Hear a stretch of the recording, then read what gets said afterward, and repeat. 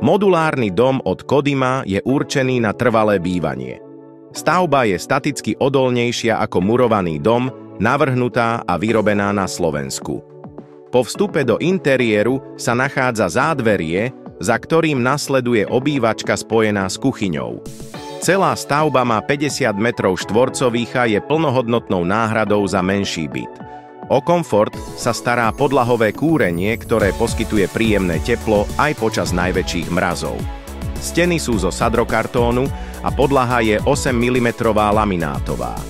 Dom ponúka 2 spálne, väčšia pohodlne pojme manželskú posteľ aj nábytok. Celá stavba je mimoriadne priestranná, s interiérovou výškou neuveriteľných 3 metre. Okna je možné prispôsobiť veľkostne aj dispozične, napríklad si môžete zo spálne vytvoriť priamy výstup na terasu.